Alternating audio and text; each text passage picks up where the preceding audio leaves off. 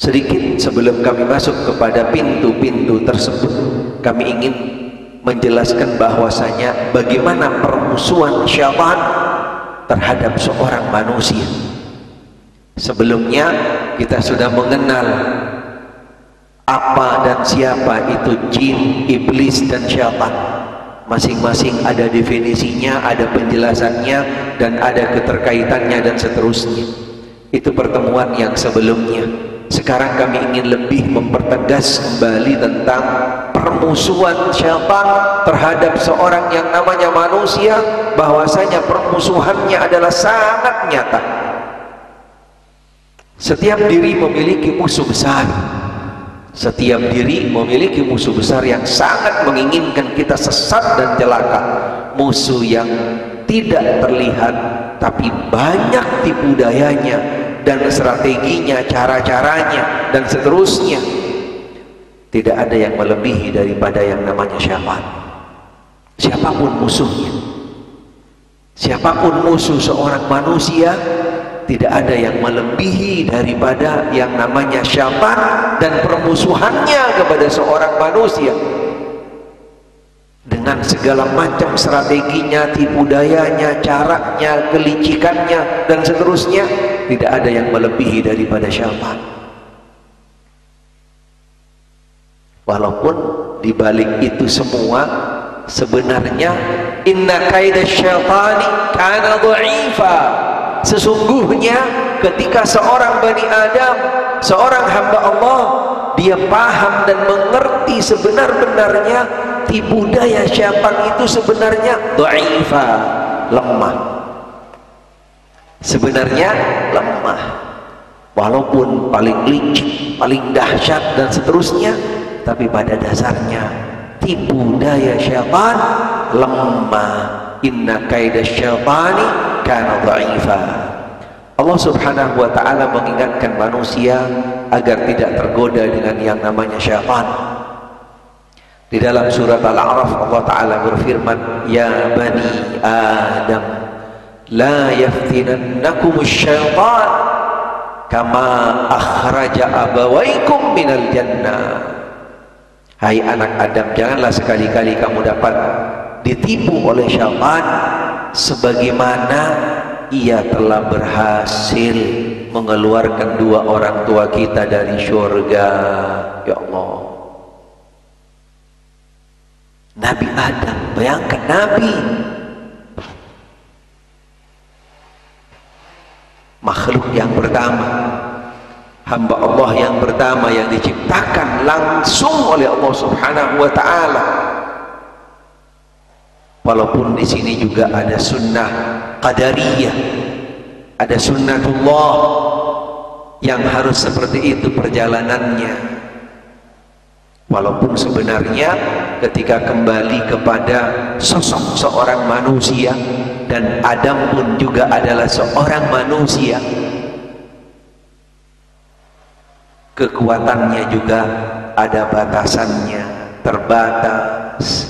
Siapapun yang namanya manusia pasti juga ada batasannya, ada keterbatasannya, dan seterusnya. Ini peringatan yang pertama yang Allah Ta'ala peringatkan kepada seorang manusia dengan tipu daya dan juga dengan permusuhan syaitan kepada yang namanya seorang Adam dan Hawa dan keturunannya dan keturunannya. Dalam ayat yang lain Allah Ta'ala juga berfirman, inna syaitana lakum aduwwun fattakhiduhu aduwwa.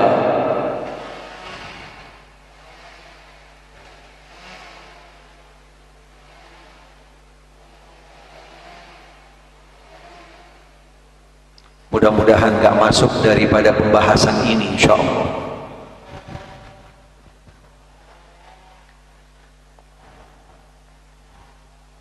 Inna syaitana lakum aduwwun fattakhiduhu aduwwa innama yad'u hizbahu liyakunu min ashabis sa'ir. Sesungguhnya syaitan itu adalah musuhmu yang sangat nyata. maka jadikanlah ia musuh, karena sesungguhnya syaitan itu hanya mengajak golongan-golongannya supaya menjadi penghuni neraka yang menyala-nyala.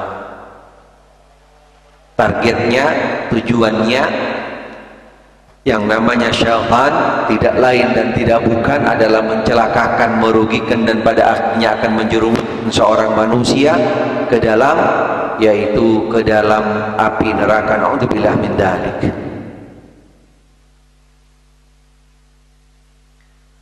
Permusuhan antara syaitan dan manusia memiliki akar sejarah yang sangat panjang, yaitu ketika Allah membentuk tubuh Nabi Adam sebelum roh ditiupkan ke jasadnya.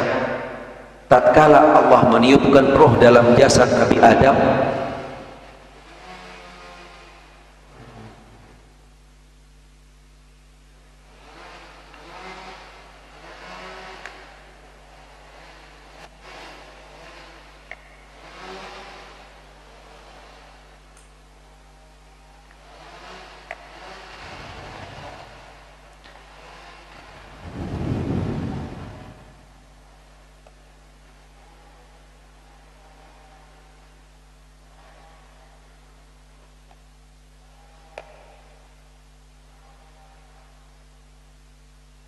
hasbunallah wa ni'mal wakil. Hasbunallah wa ni'mal wakil.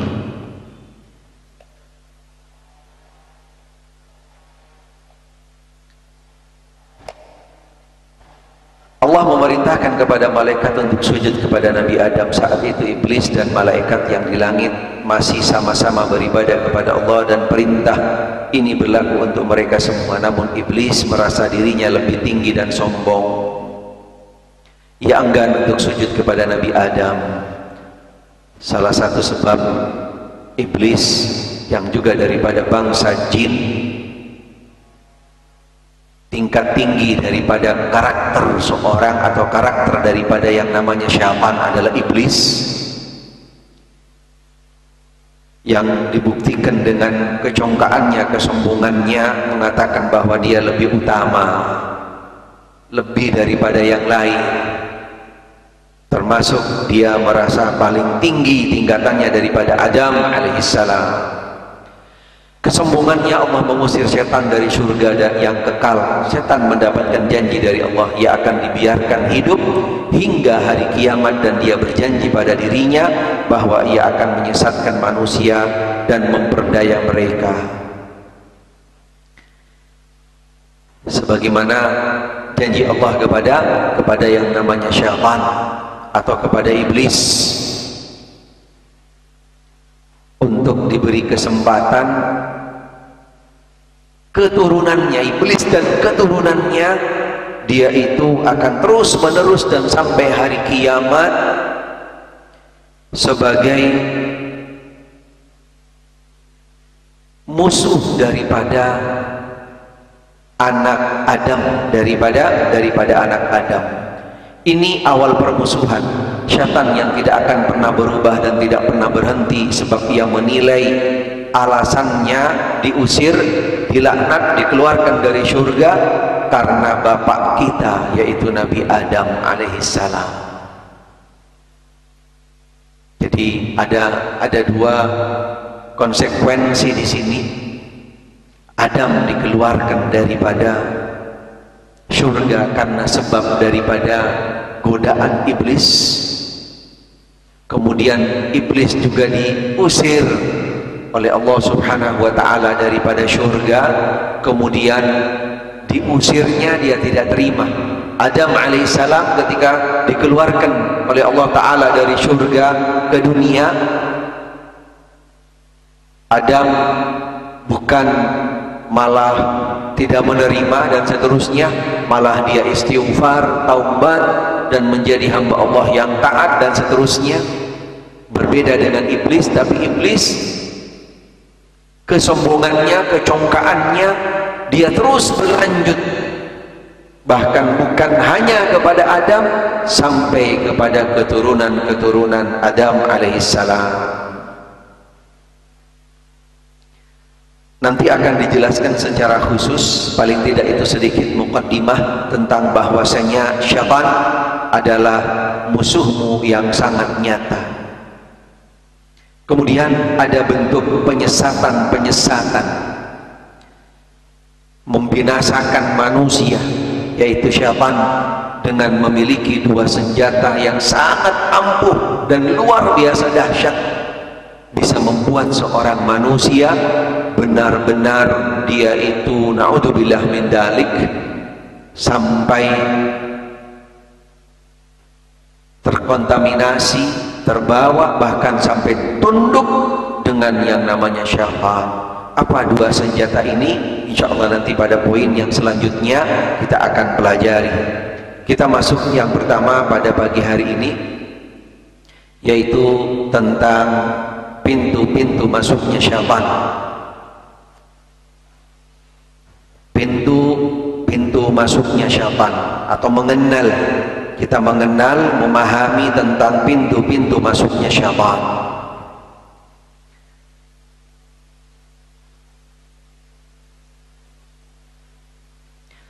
Syaitan adalah musuh yang nyata bagi seorang manusia. Setelah berusaha menyesatkan manusia dan mengajak mereka ke neraka, syaitan mempunyai bala tentara, mempunyai strategi, punya cara, metode dan seterusnya, naudzubillah min dzalik. Dan bala tentaranya, metodenya, strategisnya, cara-caranya sangat banyak sekali dan beragam dan luar biasa. Bahkan perlu diketahui, karena kami merasakan juga, dan ini mudah-mudahan setiap dari kita merasakannya, bahwasanya Allah Subhanahu wa ta'ala memberikan kepada yang namanya syaitan, karena syaitan makhluk Allah ta'ala juga. Selain diberikan kesempatan syaitan dan keturunannya, atau iblis dan keturunannya panjang sampai nanti hari kiamat, syaitan pun punya kemampuan, kekuatan, bisa memilih dan memilah strategi yang mana yang cocok bagi seorang yang namanya manusia. Pastinya berbeda-beda satu di antara lain dengan kita. Ada yang diusik, digoda melalui hatinya, diusik melalui telinganya, melalui matanya, melalui ininya, itunya, tangannya. Subhanallah. Dan ini juga dijelaskan oleh salah seorang ulama, Al-Imam Ibnu Qayyim rahimahullah. Beliau menjelaskan bahwasanya tipu daya syaitan itu disesuaikan dengan kelemahan yang ada pada setiap dari kita. Kelemahannya di mana? Di sanalah yang menjadi sasaran utama syaitan. Walaupun juga ada beberapa pintu-pintu yang ini sifatnya umum, global, bisa terjadi kepada siapa saja pintu-pintu ini. Tapi kelemahan yang kembali kepada kita masing-masing berbeda. Di mana kelemahan-kelemahan kita? Sepertinya syaitan itu punya list, Pak. Ya Allah, punya list daripada kita. Ada listnya. Oh, si fulan ini digoda dari sini, si fulan digoda dengan ini nih, si fulan digoda pakai yang namanya yang hijau-hijau, yang merah-merah. Subhanallah. Syaitan bisa mengetahui. Silahkan masing-masing dari kita merenung, karena kami pun juga bisa merenung dan bisa memahami. Benar, setiap dari kita punya kelemahan, karena itulah salah satu kode etik yang namanya seorang manusia. Tipu muslihat yang banyak sekali untuk menggoda, membujuk, menipu, menggoda, mengadu domba, menyesatkan dan lainnya. Setiap manusia ada syaitannya yang namanya qarin. Yang namanya qarin. Setiap manusia ada syaitannya. Sebagaimana jawaban Nabi sallallahu alaihi wasallam kepada Aisyah radhiyallahu anha, syaitan selalu melakukan talbis dan ghurur. Apa talbis itu? Nah, tipu daya. Sahih.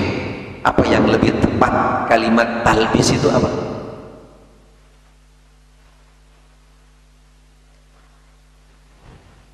makar. Yang lebih tepat talbis itu adalah memoles. Dipoles sesuatu yang jelek jadi bagus, sesuatu yang busuk jadi indah. Itu namanya talbis. Ini kerjaannya syaitan.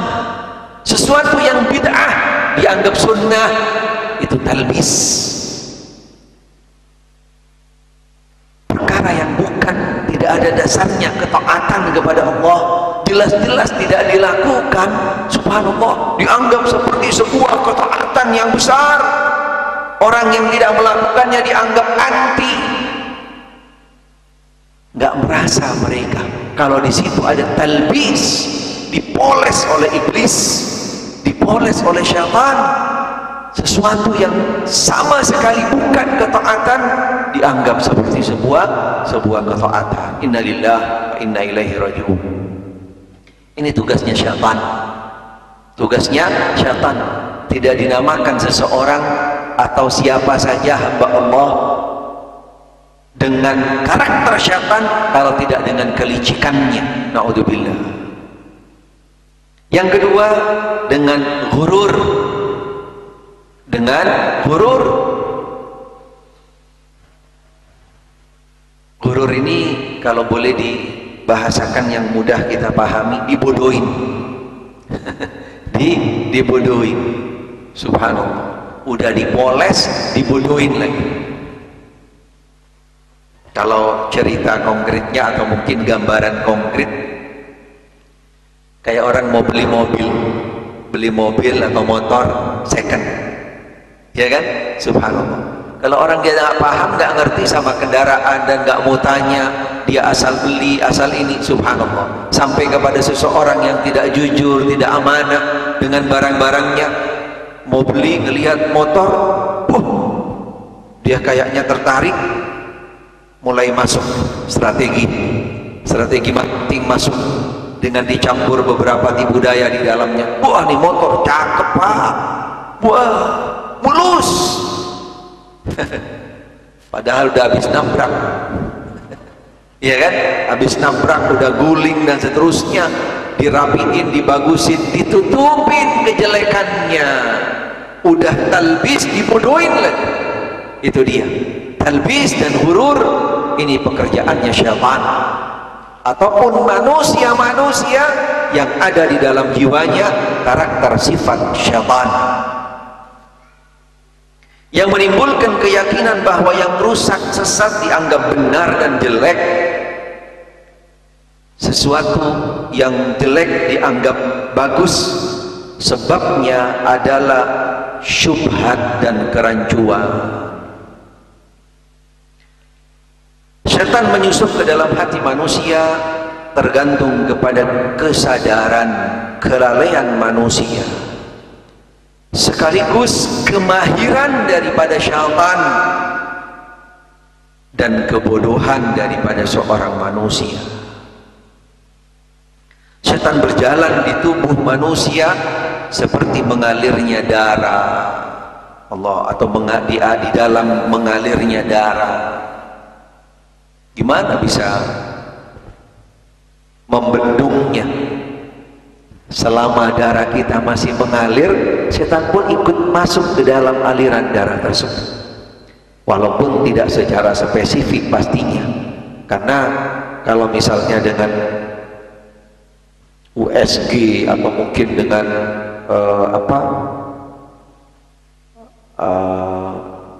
apa yang namanya MRI misalnya gitu kan, ya nggak kedeteksi, tidak bisa kedeteksi,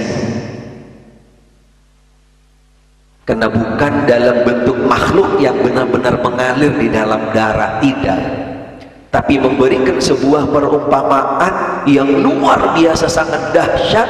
Syaitan itu sampai mengikuti daripada yang namanya aliran darah, dari punya perannya yang besar terhadap menggoda, mengganggu, menggerakkan, mengendalikan seorang manusia. Bayangkan kalau darah seorang manusia sudah nggak ngalir lagi, mana kekuatan?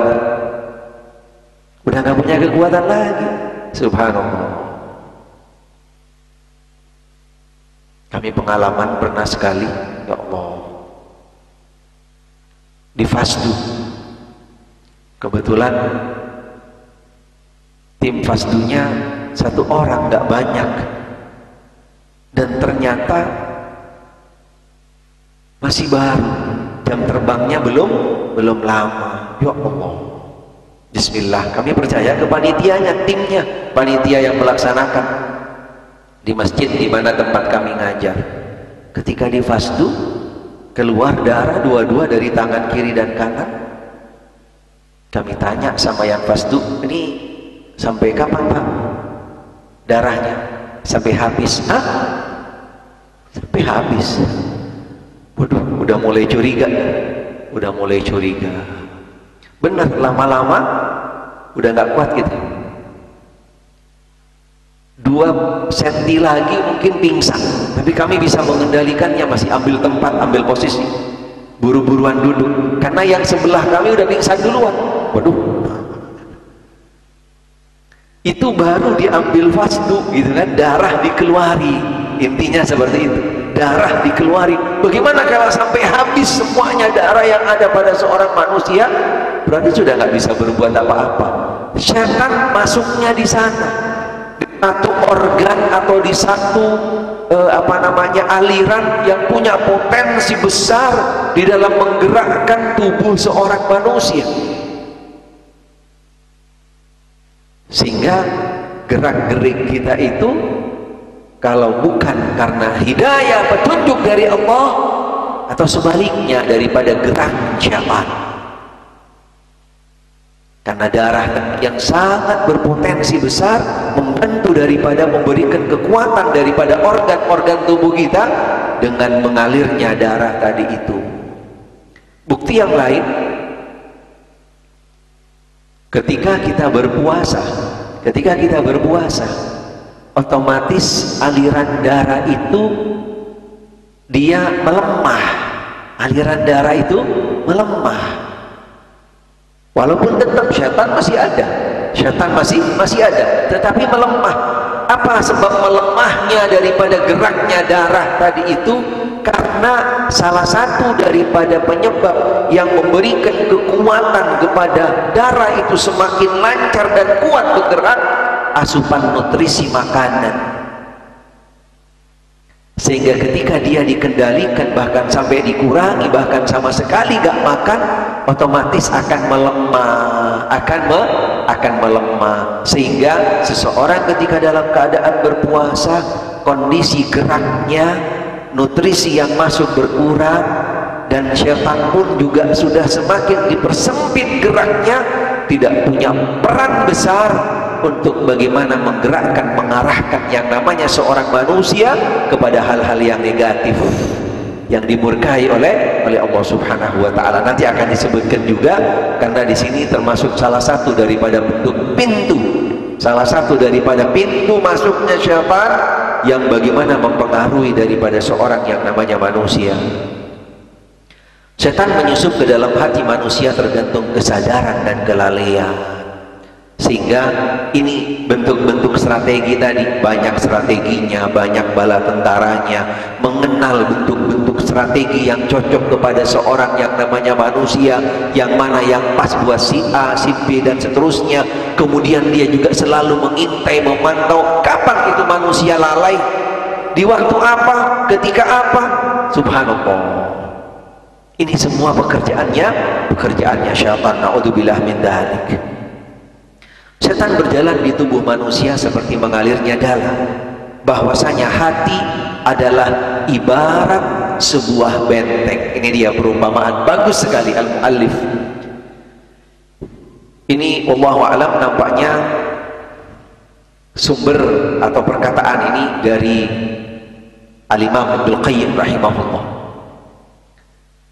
Karena dalam salah satu kitab beliau seperti itu yang pernah kami baca, diantaranya juga di dalam kitab ini Al-Bahrul Ra'iq, beliau memperumpamakan hati seorang manusia bagaikan benteng. Ini sebuah ilustrasi yang bagus sekali. Setan sebagai musuh kita selalu ingin masuk ke benteng tersebut. setan senantiasa ingin memiliki dan menguasai benteng tersebut. Tidak mungkin benteng tersebut bisa terjaga selain adanya penjagaan yang ketat pada pintu-pintunya. Hati kita bagaikan benteng, dan benteng itu sudah ada pagarnya, ada pagarnya, dan dari pagar itu ada pintu-pintu. Yang pertama yang harus kita lalui, kita lakukan, kita harus mengenal pintu-pintu, celah-celah itu dulu, agar kita bisa lebih mudah, lebih maksimal untuk menjaga benteng tadi. Kalau cuma kita mengenal benteng saja tapi tidak mengetahui pintu-pintu yang ada di sekitar benteng tadi itu, kita akan kecolongan. Kita harus kenalin dulu benteng-benteng tadi, kemudian pintu-pintunya, celah-celahnya dan seterusnya, agar kita bisa lebih maksimal, lebih perfect dan seterusnya untuk menjaga keutuhan daripada benteng hati tersebut. Pada pintu-pintunya, jalan masuknya, celah-celahnya, tidak ada yang mampu menjaga pintunya selain orang-orang yang sudah mengenal dan paham dengan pintu dan celah tersebut.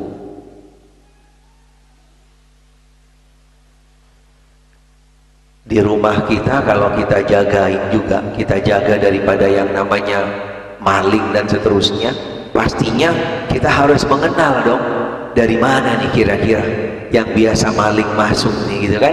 Berarti kita harus kenalin dulu, dan itu juga yang harus benar-benar maksimal kita tutup celah-celah tadi. Dari mulai misalnya pintu gerbangnya, pintu yang lain, kemudian digembok dan juga yang lainnya, bahkan sampai pada akhirnya kita harus juga bisa menangkapnya walaupun dengan yang sifatnya pakai media, pakai alat. Setan pun juga harus seperti itu. Selain setan melakukan langkah-langkah kepada kita dengan strategi segala macamnya, kita nggak boleh kalah. Kita harus juga lebih selangkah atau bahkan lebih daripada apa yang dilakukan oleh setan kepada kita. Menjaga hati daripada bisikan setan adalah wajib hukumnya, dengan banyak berzikir kepada Allah, minta tolong kepada Allah, dan berlindung dari godaan setan yang terkutuk. Pintu-pintu yang bisa dimasukin setan adalah sifat-sifat manusia. Ini dia pintu-pintu tadi yang ada di sekitar benteng, yang benteng itu sendiri dibatasi oleh yang namanya pagar dan seterusnya, bahkan dijaga oleh malaikat. Bahkan malaikat di sana dengan syaitan selalu melakukan yang namanya pertempuran, dan kita pun juga harus mempersiapkan segala sesuatunya. Selain selalu kita meningkatkan kualitas hati kita, dan kita harus mengenal daripada pintu-pintu celah-celah yang nantinya akan mengantarkan sebagai bentuk kelemahan kita, sifat-sifat seorang manusia yang pada akhirnya akan setan masuk dari salah satu pintu tersebut menguasai hati kita. Na'udzubillah min dzalik. Menunjukkan pintu-pintu tersebut yang merupakan pintu terbesar, ini yang terbesar saja, yang sifatnya adalah cukup punya peran besar terhadap berubahnya hati seorang manusia ketika setan masuk daripada pintu tersebut. Di antaranya yang ditulis oleh al-muallif baik dalam kitab itu dan juga dalam beberapa kitab yang lainnya, kurang lebih ada sekitar 10 pintu. Ada 10 pintu. Pintu yang pertama adalah pintu marah, al-ghadab. Kami akan jelaskan apa itu al-ghadab. Kami akan jelaskan sedikit lebih mendetail, biar kita nggak memahaminya dengan cuman sekilas saja. Kami akan jelaskan tentang al-ghadab. Yang kedua, syahwah atau hawa nafsu. Yang ketiga, al-hasad. Yang keempat, at-tama'. Yang kelima, al-israf. Al-israf, baik di dalam makanan, minuman, dan yang lainnya. yang sifatnya adalah berlebih-lebihan, tapi seperti yang kami jelaskan tadi poinnya, karena di sini nanti akan berpengaruh tadi kepada geraknya syaitan, dan dia akan semakin besar berdampak kepada semakin kuatnya syaitan, berarti berlebih-lebihan di dalam makan dan minum. Yang keenam, al-ajalah, tergesa-gesa, terburu-buru di dalam segala hal. Yang ketujuh, al-bukhl, asyuh. Al-bukhl atau asyuh yaitu sifat Madid bin Kikir. Kikir bin Madid. Yang kedelapan, takut miskin. Takut miskin. Subhanallah. Ini semua kembali kepada karakter-karakter yang namanya manusia. Bakhil, sudah ada bakhil padahal, tapi yang berikutnya lebih dipertegas lagi, ada yang takut miskin, ada yang takut miskin, naudzubillah. Yang kesembilan, ta'assub,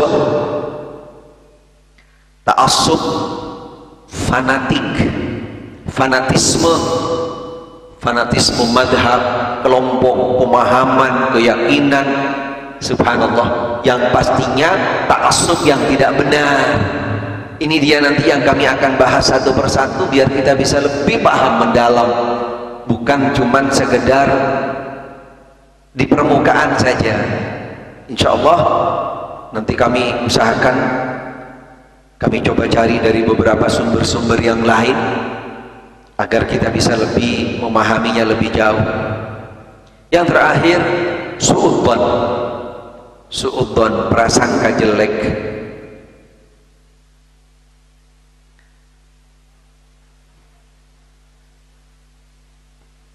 Apa itu marah?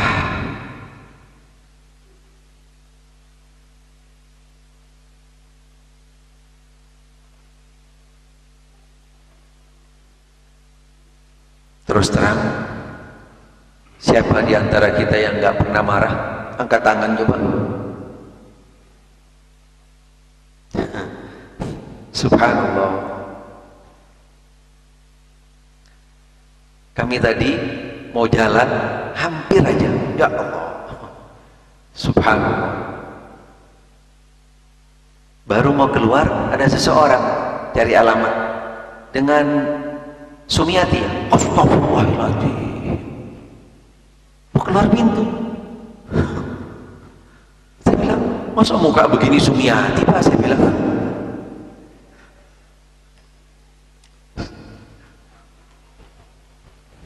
ya Allah. Karena bilang, ini nanti mau bahas marah. Karena bilang, la haula wa la quwata illa billah. Nomor rumahnya pas, RT-nya pas, gitu kan? RW-nya juga pas. Masya Allah. Anak buka keluar dengan Sumiati.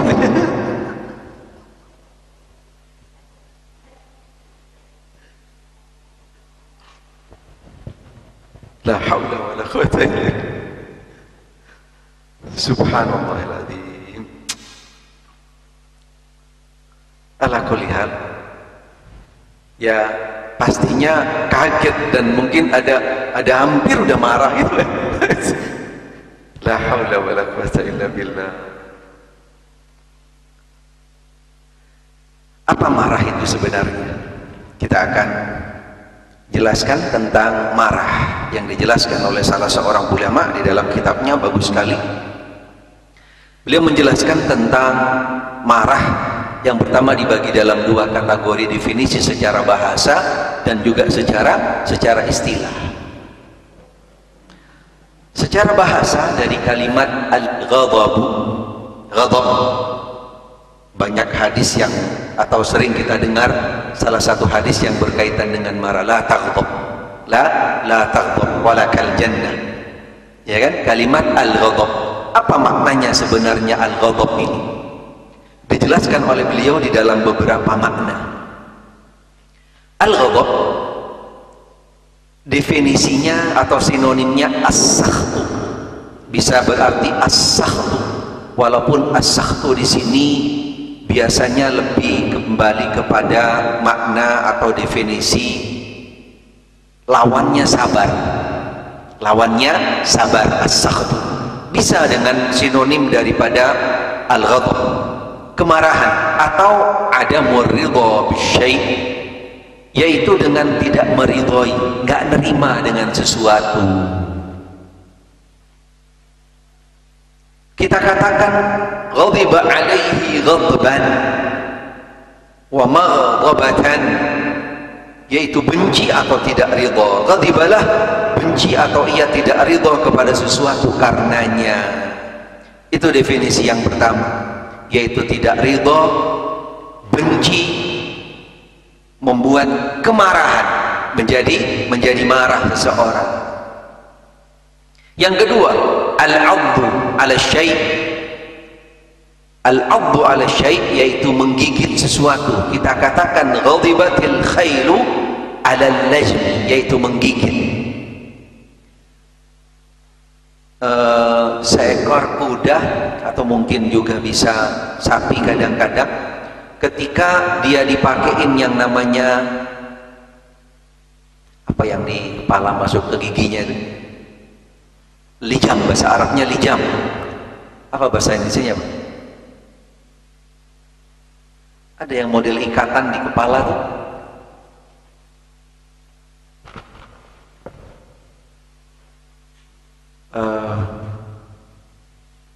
ada bahasanya sebenarnya.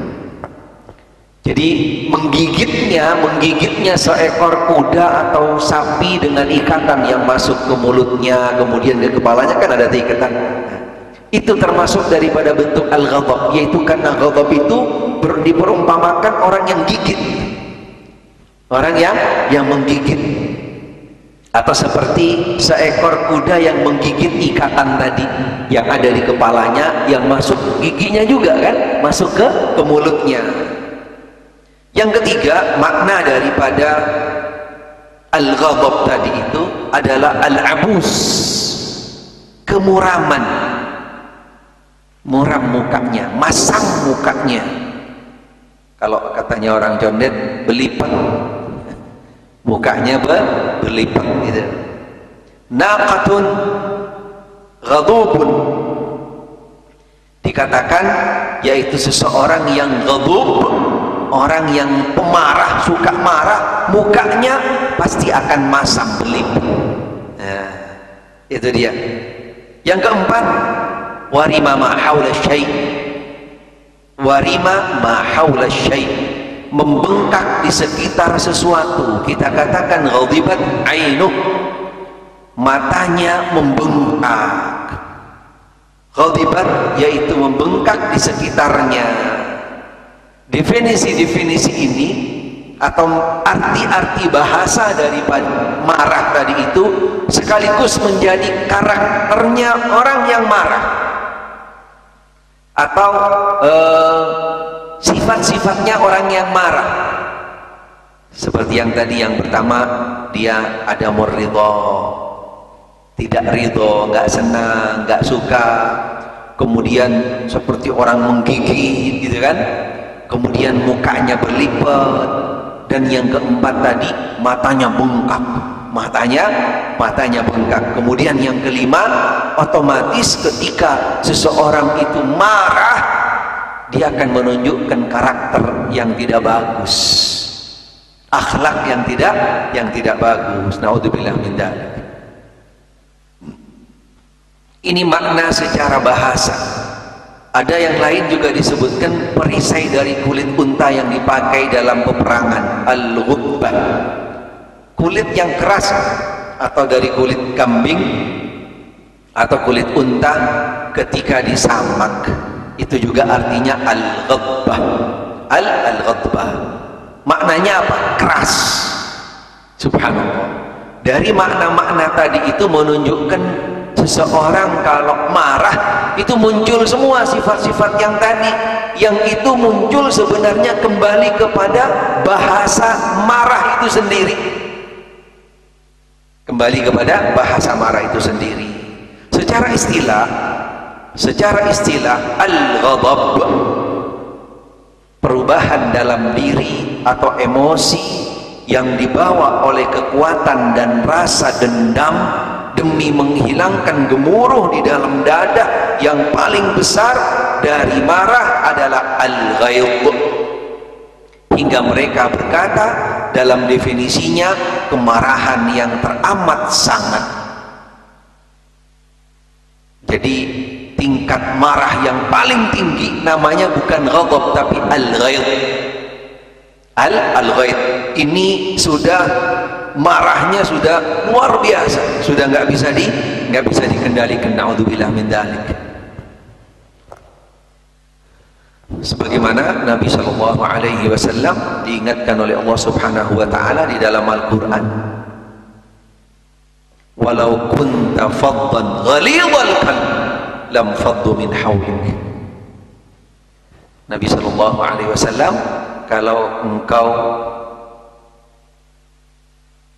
walau kunta faddan, yaitu sifatnya keras dan galak, suka ngancam, suka mengeklaim dan seterusnya, lam faddu min hawlik.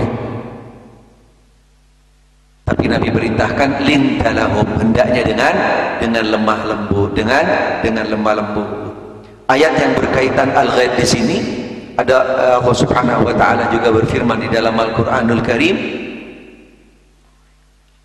Ada salah satu ayat yang berkaitan dengan al-ghaidh. Subhanallah. Tadi sudah ingat padahal ayatnya. Kita lalui, nanti kami akan sebutkan ayatnya insyaallah. Kemudian yang kedua, setelah kita memahami definisinya secara bahasa dan istilah, apa tanda-tanda kemarahan dan hakikatnya di dalam agama Islam? Tanda-tanda kemarahan itu apa? Subhanallah. Di sini beliau bahas cukup bagus sekali. Pembahasannya sangat bagus sekali. Dan ini akan semakin mengenal kita terhadap pintu tadi, pintu syaitan, pintu masuknya syaitan dari pintu marah. Beliau mengatakan yang pertama, tanda kemarahan yang nampak. Marah memiliki tanda-tanda yang zahir yang menunjukkannya, dan tanda-tanda yang tidak dapat diketahui dengannya. Jadi ada tanda-tanda kemarahan yang bisa kelihatan, ada yang tidak bisa tidak nampak atau tidak diketahui. Yang nampak, tanda-tanda kemarahan mengejangnya urat dan otot serta disertai merahnya wajah dan kedua mata. Ini tanda orang marah nih. Dan ini yang standar pastinya, mengejangnya otot, tegang gitu kan. Kalau bahasa sekarang biasanya ada ungkapannya, ada selain tadi mengejangnya urat, otot dan merahnya wajah, kemudian kedua mata, kemudian juga menunjukkan tadi mukanya berlipat, dan biasanya intonasi bahasanya tinggi, yang biasanya disebut dengan ngegas. Ngegas itu. Makanya yang orang nggak naik motor, nggak jalan, tapi kok ngegasnya kencang nih, wah ini pasti ada sesuatu nih. Ada sesuatu biasanya. Karena biasanya kalau lagi jalan tuh ngegasnya, tapi nggak jalan tapi ngegasnya kencang. Yang ketiga, permusuhan dengan orang lain melalui lisan, tangan, kaki atau yang semisalnya. Jadi ada tanda kemarahan di sana terhadap orang lain dengan ditunjukkan adanya reaksi tadi, dengan ungkapannya yang ngegas atau bahkan dengan tindakan tangannya, baik dengan tangan kosong ataupun dengan media yang lainnya, menunjukkan yang bersangkutan pasti marah. Walaupun ada yang juga seseorang itu Tapi ini keluar daripada karakter yang umum. Ada seseorang yang menunjukkan di sini permusuhan atau melakukan yang namanya menyakiti dan merugikan orang lain, tapi belum tentu dia itu marah. Siapa biasanya? Orang yang punya kelainan. Orang yang punya kelainan. Dari mulai naudzubillah min dzalik, yaitu dia punya penyakit yang namanya bukan, astagfirullahaladzim, apa anak yang punya kelainan itu? Anak yang punya kelainan, kelebihan autis. Nah, anak autis atau yang berikutnya tidak harus marah ya karena gila, karena gila. Tapi kalau autis, subhanallah, benar-benar ada. Dia nggak marah, nggak menunjukkan kemarahan. Baik sekali, lembut sekali anaknya, subhanallah. Walaupun pemicunya sebenarnya ada sesuatu yang membuat dia itu mengambil kesempatan. Padahal dikenal dengan orang lembut, nggak pernah marah dan seterusnya. Karena ini juga termasuk salah satu daripada antisipasi kepada hal-hal yang seperti itu. Karena kami di pendidikan kami lama gitu kan, jadi kenal dengan anak-anak yang punya karakter-karakter yang seperti itu. Ada salah seorang senior di dalam pendidikan, dia cerita ada anak yang seperti itu, dia tidak pernah marah, nggak pernah marah, lembut sekali. Satu waktu subhanallah sampai nikam kawannya, bayangin, subhanallah. Tapi karena tadi memang dia ada latar belakang penyakit tadi, ada kelainan lah, ada kelainan, sehingga sekolah ketika di sana ada beberapa anak yang punya hal-hal yang seperti itu, kita tetap izinkan, tapi harus ada pendampingnya, harus ada pendampingnya, karena peraturan di lembaga pendidikan tidak boleh menolak, ada persentase yang harus tetap menerima, harus menerima daripada bentuk-bentuk hal yang tadi dengan batasan tertentu dan juga dengan kriteria tertentu yang tidak sampai sifatnya ekstrim lah sakitnya gitu. Masih harus menerimanya, tapi dengan syarat didampingi, ada pendamping. Kembali kepada tadi yang namanya marah, karena naudzubillah min dzalik, nanti ketika kita membahas tentang yang namanya marah ini sangat bahaya, luar biasa, naudzubillah. Yang keempat, membalas musuh dengan balasan yang setimpal. Karena balas dendam, semuanya tanda-tanda kemarahan yang bisa kelihatan, bisa kelihatan. Pemicunya ada sesuatu yang menyebabkan seseorang tadi itu menunjukkan tanda-tanda kalau dia marah. Yang kedua, tentang hakikat daripada marah. Hakikat marah ya, kalau yang tadi tanda. Kalau tanda-tanda yang nggak bisa dilihat ya pastinya nggak bisa dideteksi, tidak bisa dideteksi dan nggak bisa disebutkan. Tetapi pada dasarnya ada dua tanda-tanda kemarahan, ada yang bisa dilihat, dideteksi, dan yang kedua yang tidak bisa dilihat. Salah satunya seperti yang tadi, yang ada pada orang-orang yang punya kelainan tadi, yang punya kelainan, kayak orang gila, ya kan? Kayak orang gila, main aja nusuk, marah nggak dia? Nggak tahu kita, nggak kelihatan, tidak kelihatan. Tapi dia bisa melakukan sampai merugikan orang lain seperti itu. Bisa jadi karena juga sebab marah tapi tidak kelihatan sebab tanda kemarahannya. Yang kedua, apa hakikat marah di dalam Islam? Apa sebenarnya hakikat marah di dalam Islam? Beliau mengatakan, al-muallif, hakikat marah dalam Islam terbagi di dalam dua. Marah itu ada macamnya. Yang pertama ada marah yang terpuji dan ada marah yang tercela. Subhanallah. Sama seperti yang namanya iri. Iri juga ada iri yang terpuji, ada iri yang tercela. Yang pertama, marah yang terpuji. Bagaimana kira-kira marah terpuji? Bila dilakukan dalam rangka membela diri, kehormatan, harta, agama, hak-hak umum, atau menolong orang yang didolimi. Berarti marahnya di sini terpuji. Ada orang yang memang perlu dibantu, perlu ditolong, gitu kan? Walaupun mungkin awalnya tidak harus dengan marah, gitu kan? Tapi akhirnya memancing kemarahan kita, marahnya kita untuk tujuan hal-hal yang tadi, ya mau tidak mau. Tetapi marah pada jalurnya, marah pada tempatnya, marah yang memang dibolehkan, karena mendapat pujian marahnya.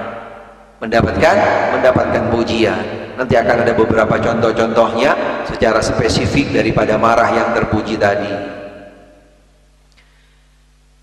Di dalam marah yang terpuji ini dikuatkan dengan beberapa dalil, dikuatkan dengan beberapa dalil.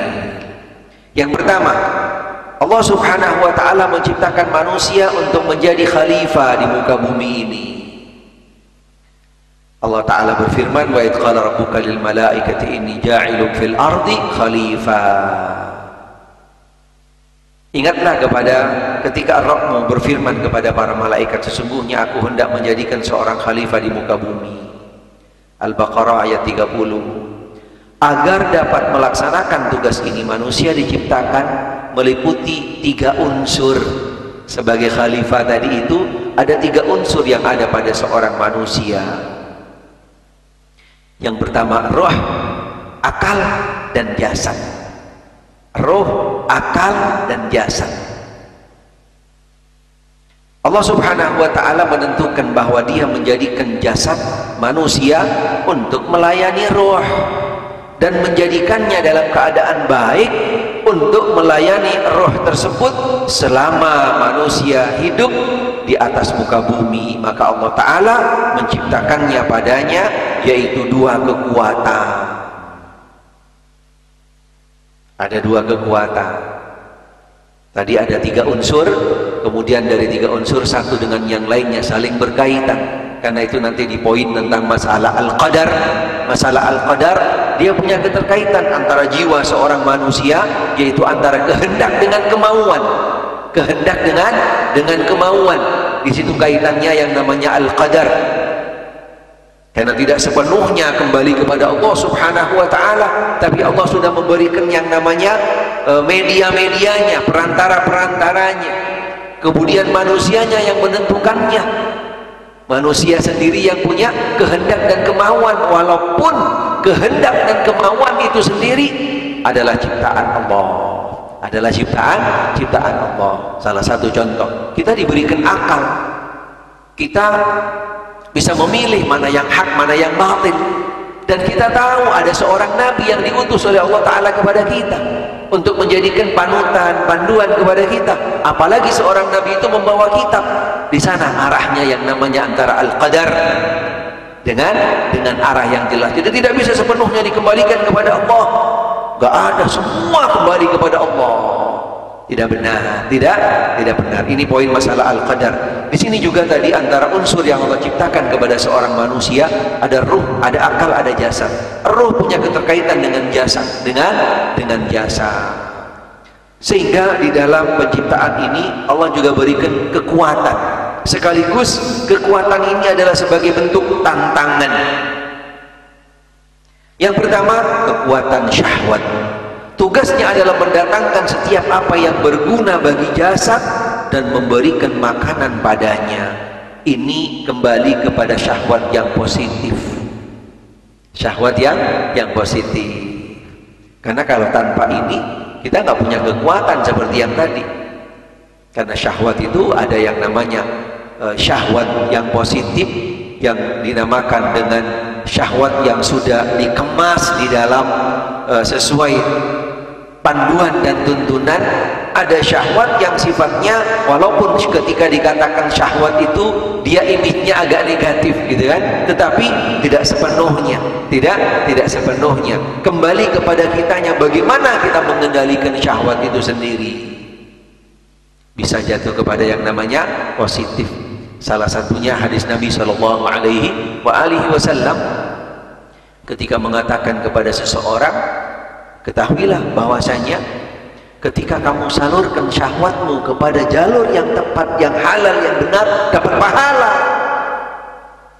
Tapi ketika kamu arahkan kepada jalur yang tidak tepat, yang tidak benar, yang maksiat, kamu akan mendapatkan dosa. Bagaimana kita mengendalikannya? Insya Allah dalam poin tentang syahwat, yang menjadi dua senjata tadi yang kami jelaskan, yang menjadi senjatanya syaitan. Yang pertama kekuatan syahwat yang berguna dengan jasad. Yang kedua kekuatan ammarah. Tugasnya adalah menolak setiap apa yang membahayakan jasad dan menghancurkannya. Demikian pula subhanahu wa ta'ala menciptakan baginya anggota tubuh dan bagian-bagiannya untuk melayani setiap kekuatan syahwat dan amarah tadi. Allah subhanahu wa ta'ala menciptakan baginya akal yang menjadi penasehat. Nah ini dia, adanya akal sebagai penasehat. Syahwat dan amarah, walaupun pada dasarnya kode etik seorang manusia itu lebih cenderung kepada yang jelek. Innan nafsa la ammaratum bisu. Tapi dengan adanya akal yang dibimbing oleh petunjuk panduan yang datang dari Allah dan Rasulnya, dialah yang akan mengarahkan.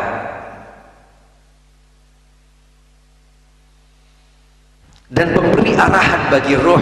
Dan bila kedua kekuatan syahwat amarah condong dari batas kewajaran, maka akal menasihati dan mengarahkan ruh pada pentingnya mengambil posisi yang jelas dan tegas dengan kekuatan yang condong tersebut, agar keseimbangan dan kesempurnaan akal, agar keseimbangan dan kesempurnaan akan kembali kepada jasad.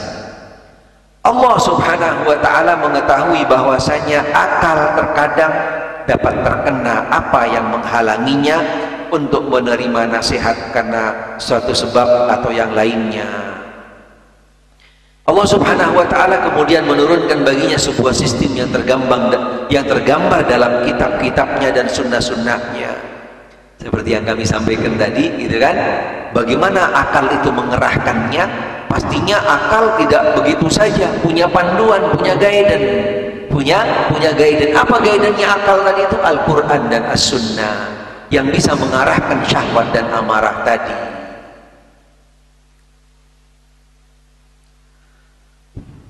Menunjukkan kepada kebenaran, menjaga keseimbangan, kesempurnaan antara seluruh aspek yang mana manusia disusun dengannya agar tetap menjadi pribadi yang normal, lurus, tidak ada kekurangan atau penyimpangan padanya. Dengan demikian, marah diciptakan dalam diri manusia untuk melawan setiap sesuatu yang menghadangnya serta menjaga kehormatan dan kesucian. Jadi kemarahan yang timbul karena pemicu-pemicu yang benar tadi itu, pastinya yang sudah dikemas oleh akal tadi, yang akal itu sudah tunduk kepada panduan dan tuntunan, sehingga dia mengarahkan seseorang walaupun secara gambarannya marah nih, jelek gitu ya kan, tapi karena dia berada di atas jalur petunjuk, karena membela yang benar, kehormatan dan yang lainnya, kemarahan tadi itu terarah, kemarahannya menjadi terarah, tidak sampai melampaui batas, tidak sampai di luar kendali dan seterusnya. Ini yang pertama. Yang kedua, sesungguhnya Allah Ta'ala telah memuji para sahabat radhiyallahu anhum bahwasanya mereka adalah orang-orang yang keras dan tegas, sebagaimana Allah Ta'ala berfirman di dalam Al-Quranul Karim, keras dan tegasnya mereka kepada siapa dan kapan? Disinilah kemarahan tadi yang contoh realnya. Mereka keras, mereka tegas, itu kan kalau dilihat secara sekilas kayaknya jelek, marah gitu kan. Tetapi karena kemarahan tadi itu yang sudah dipandu, ada panduannya. Allah Ta'ala berfirman di dalam Al-Quranul Karim, Muhammadun Rasulullah walladzina ma'ahu asyidda'u alal kuffar. Muhammad sallallahu alaihi wa alihi wasallam dan yang bersamanya adalah orang-orang yang asyidda. Tidak dikatakan di sini orang-orang pemarah, tidak, tapi keras, tegas, yang otomatis di sana juga akan muncul ada kemarahan. Nggak bisa orang melambai keras, bisa nggak? Nggak bisa, gitu kan? Pasti akan disesuaikan dengan kondisi seorang manusia. Dia itu marah sebenarnya, tapi kemarahan yang dinamakan dengan ketegasan. Sebagaimana sahabat Nabi Shallallahu Alaihi Wasallam dan Nabi juga Shallallahu Alaihi Wasallam bersamanya adalah keras terhadap orang-orang kafir. Keras terhadap orang-orang kafir. Gimana kerasnya kepada orang kafir? Ngamuk-ngamuk, dikit-dikit dibunuh? Tidak.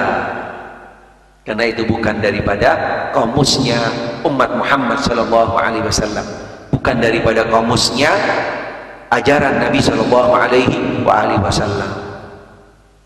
Tegasnya yang ada kemarahan di dalamnya di atas jalur yang tepat dan benar, di atas jalur yang tepat dan benar, di atas koridor yang syar'i.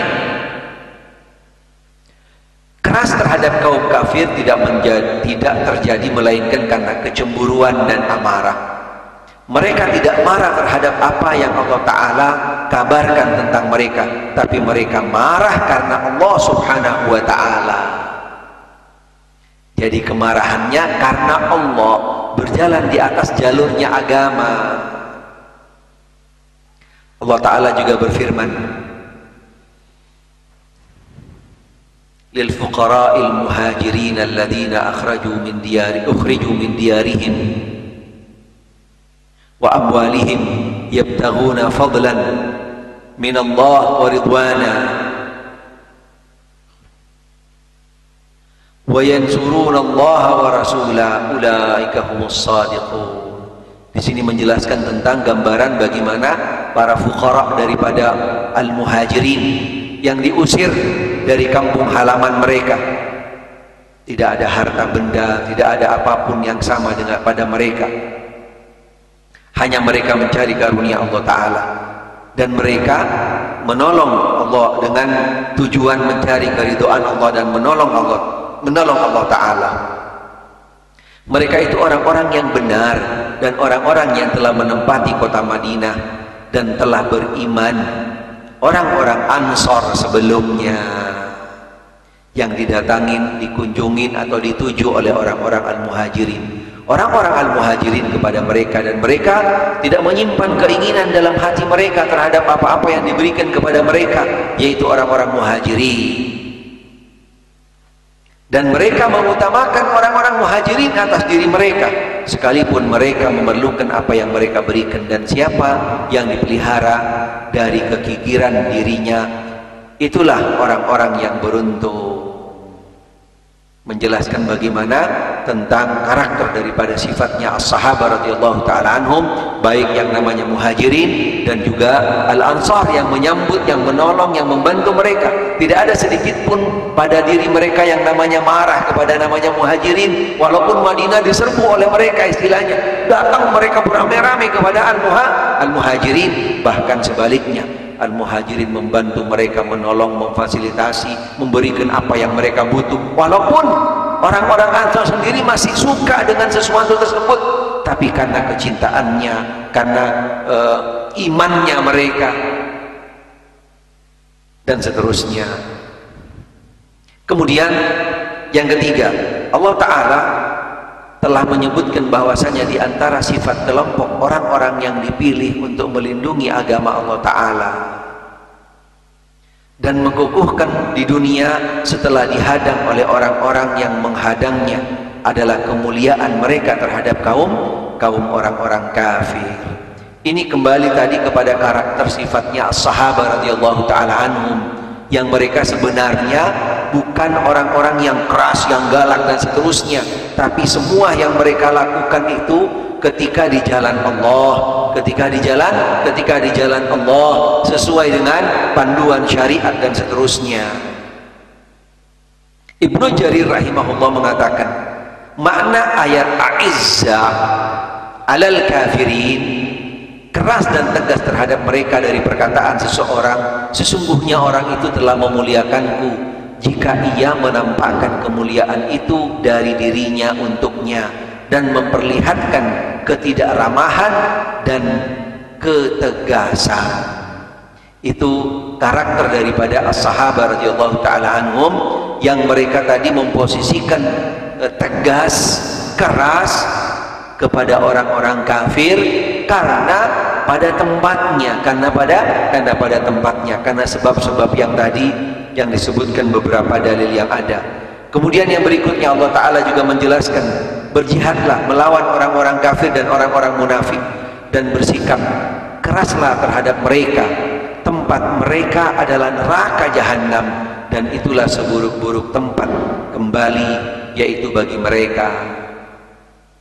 Jadi kerasnya mereka, tegasnya mereka, menunjukkan kemarahan mereka, semuanya sesuai dengan panduan jalan yang datang dari Allah Ta'ala, dan pada waktu dan tempat yang juga tepat, ketika di peperangan, gitu kan, ketika mereka istilahnya menentang, menghadang daripada orang-orang muslim.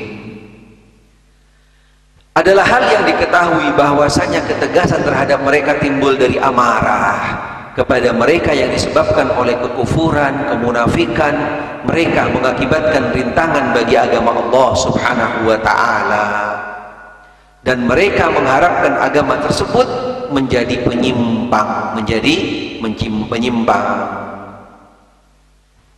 Kemudian yang berikutnya, dalam sifat Nabi Shallallahu Alaihi Wasallam diterangkan bahwasanya tidaklah Rasulullah Shallallahu Alaihi Wasallam dihadapkan kepada dua pilihan, melainkan beliau memilih yang paling mudah di antara keduanya selama tidak merupakan suatu dosa. Ini juga menjelaskan tentang karakter tadi, karakter asalnya, karakter yang dasar, dengan karakter karena sebab-sebab tadi, karena sebab munculnya karakter yang berbeda dengan karakter dasar tadi. Kemudian yang kedua yaitu marah yang tercela. Kapan marah yang tercela itu?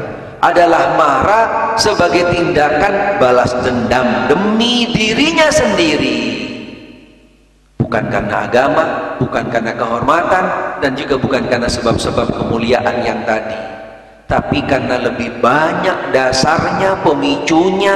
Marah yang tercela di sini adalah karena ego nafs, karena ego.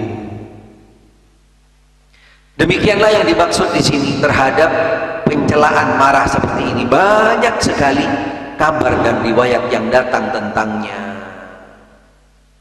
Salah satunya hadis-hadis yang menjelaskan tentang kemarahan yang tercela tadi. Nabi Shallallahu Alaihi Wasallam bersabda dalam hadis riwayat daripada sahabat Abu Hurairah, Rasulullah Shallallahu Alaihi Wasallam bersabda, "Laisa syadidu bisur'ah, innama syadidul ladzi yamliku nafsah 'indal ghadab." Orang yang kuat, yang perkasa, yang jagoan itu bukan orang yang bisa membanting seseorang, yang bisa menggulak seseorang. Bukan itu sebenarnya yang kuat. Siapa orang yang kuat sebenarnya? Orang yang mampu mengendalikan dirinya ketika marah. Ya Allah, subhanallah. Terus terang, kalau yang namanya marah itu, darah itu seperti mendidih kan. Subhanallah, subhanallah. Nanti akan disebutkan juga tentang obatnya. Bagaimana obatnya? Mudah-mudahan waktunya cukup. Kayaknya nggak cukup nih. Yang kedua, hadis Nabi Shallallahu Alaihi Wasallam yang menjelaskan tadi, menceritakan pernah terjadi di hadapan atau tidak jauh daripada Nabi Shallallahu Alaihi Wasallam. Di dalam hadis ini dikisahkan tentang seseorang atau dua orang. Dari sahabat Adi bin Thabit meriwayatkan kepada kami Sulaiman bin Surat, ia berkata, ada dua orang yang saling mencaci di hadapan Rasul Shallallahu Alaihi Wasallam. Sedangkan kami duduk di sekeliling beliau. Salah seorang dari keduanya mencaci yang lainnya seraya marah-marah dengan wajah memerah. Lalu Nabi bersabda, sesungguhnya aku mengetahui sebuah kalimat, apabila ia mengucapkannya, maka apa yang didapatinya, yaitu ketika ia marah itu sampai memerah mukanya, itu akan hilang kalau baca kalimat ini. Nabi katakan, yaitu dengan membaca kalimat a'udzu billahi minasyaitonir rajim. Aku berlindung kepada Allah dari godaan syaitan. Mereka berkata kepada orang tersebut, apa engkau tidak mendengarkan perkataan Nabi Shallallahu Alaihi Wasallam? Ia berkata, sesungguhnya aku bukan orang yang gila. Subhanallah. Dia bukan orang gila, dia dengar sebenarnya, dia mendengar. Hadis yang lain yang menjelaskan tentang kemarahan yang tercela tadi yang diingatkan, dan pastinya karena pemicunya dan juga apapun pemicunya, tapi targetnya jelas, bukan sesuatu yang mulia, tapi karena ego, karena diri sendiri. Suatu ketika ada salah seorang datang menemui Nabi Shallallahu Alaihi Wasallam, ya Rasulullah, berilah aku wasiat, berilah aku wasiat. Nabi mengingatkan, mengatakan kepadanya, la taghdab, jangan marah kamu, jangan marah. Subhanallah. Wasiatnya Nabi simpel, sedikit pendek, tapi maknanya sangat dalam. Dan subhanallah, hampir setiap pertanyaan yang ditanya kepada Nabi, baik yang sifatnya itu amal-amal soleh, ketaatan, atau yang sifatnya wasiat, itu sangat mengena dan tepat sasaran kepada si penanya. Subhanallah. Dari mana Nabi tahu semuanya? Kalau bukan karena petunjuk dan wahyu yang datang dari Allah Subhanahu wa ta'ala. Ketika Nabi mengatakan kepada seseorang ini yang minta wasiat kepada Nabi, Nabi mengatakan, jangan marah. Ternyata orang yang bersangkutan itu adalah pemarah. Subhanallah. Yang tadi nanya mengulangi lagi, ya Rasulullah, apa yang berikutnya? La taghdab. Subhanallah. Sampai Nabi mengulangi beberapa kali. Sadaqallah wa sadaqa Rasulullah sallallahu alaihi wa alihi wasallam. Apabila Umar radhiyallahu anhu berkhutbah, ia berkata, sini menjelaskan tentang Umar bin Khattab radhiyallahu anhu, dia berkata dalam khutbahnya, aflaha minkum man hufidha min at-tama' wal hawa wal ghadab. Satu ketika Umar bin Khattab mengatakan, orang yang beruntung di antara kalian adalah orang yang terjaga daripada ketamaan, hawa nafsu, dan juga amarah. Ya Allah. Dikatakan kepada Abdullah bin Mubarak, sebutkanlah kepada kami secara menyeluruh dalam satu kalimat tentang akhlak yang mulia. Maka ia berkata, tinggalkan sifat marah. Allah. Itulah hakikat marah dalam Islam. Itulah hakikat marah di dalam Islam. Jadi di dalam poin ini al-muallif juga merangkum hakikat amarah tersebut dengan cara yang mudah dan gampang dan dipahami, dan juga menukil daripada beberapa kitab-kitab yang lain yang menjelaskan tentang amarah tadi. Bahwasanya beliau di sini menjelaskan amarah itu terdiri ada tiga tingkatan. Ada tiga tingkatan. Kami baca secara global saja. Tingkatan kewajaran, amarah yang ditujukan untuk membela diri. Ini yang pertama. Tingkatan yang pertama tadi. Ini dinukil dari salah satu kitab Ihya Ulumuddin. Tingkatan yang kedua adalah tingkatan yang melalaikan, amarah yang berbeda di bawah batas kewajaran dengan melemahnya amarah tersebut pada diri manusia atau hilang sama sekali darinya. Subhanallah. Karena ini juga termasuk daripada sifat tadi, kemarahan yang tercela, karena sampai membawa dirinya terhina. Kemudian tingkatan yang ketiga yang berlebih-lebihan, yaitu amarah yang melampaui batas kewajaran, akal dan juga agama. Naudzubillah min dzalik. Karena pastinya ada beberapa nanti dijelaskan di dalam obat daripada amarah. Karena seseorang ketika sudah marah, seperti yang dijelaskan tadi dalam tanda-tandanya, Allahu Akbar, dia seakan-akan nggak sadar lagi, nggak sadar. Subhanallah, benar-benar orang yang marah itu hatinya, organ yang sangat vital tadi, yang utama, yang bisa menggerakkan segala seluruh anggota tubuh yang lain, dikendalikan oleh syaitan benar-benar. Dia benar-benar sudah hilang akalnya, hilang kesadarannya, bahkan sampai matanya seakan-akan nggak melihat, buta, tangannya pun juga ringan menggerakkan. Naudzubillah. Semua ini akan dia rasakan nanti, bahwasanya dia benar-benar tidak merasakan bahwasanya itu di bawah kendali dia. Pastinya bukan orang kesurupan, tapi bukan orang kesurupan, walaupun mirip kesurupan yang sifatnya kemasukan jin, dan jinnya mulai memberontak. Jinnya mulai memberontak, biasanya dia akan menunjukkan reaksi kepada yang mengobatinya. Mirip orang marah. Orang marah yang tidak sampai kepada tingkatan kesurupan bisa seperti yang tadi. Makanya kadang-kadang kalau orang yang marah itu, subhanallah, biasanya disebut kemasukan setan. Kayak kerasukan setan gitu. Naudzubillah. Karena kondisinya sudah seperti yang tadi tuh, mukanya berubah, matanya, tangannya sudah nggak bisa direm dan seterusnya, sehingga obat-obatnya, arah-arahannya nanti akan disebutkan dalam poin yang selanjutnya. Karena nanti pada akhirnya dia akan sadar kalau sudah benar-benar cooling down gitu kan, benar-benar kalau sudah sadar, sudah merendah, subhanallah, baru dia akan sadar. Kadang membenturkan kepala nggak sadar, nonjok sana nonjok sini nggak sadar. Dia merasanya nanti kalau sudah benar-benar hilang itu marah, tapi tangan gue sakit ya,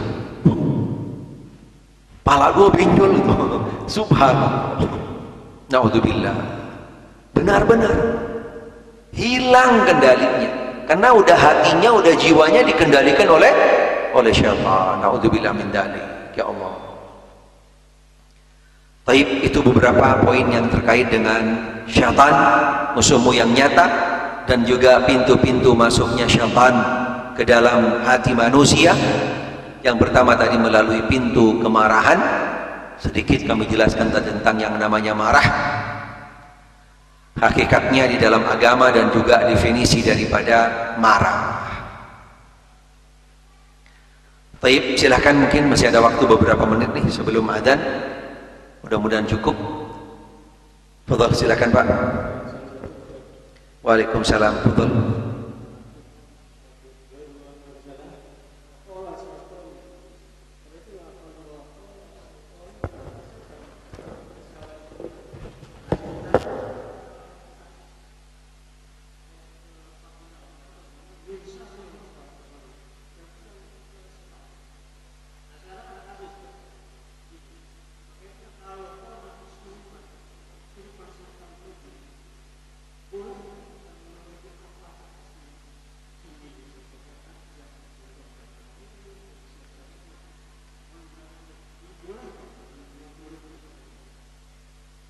Yang pertama, yang kedua tadi apa pertanyaan?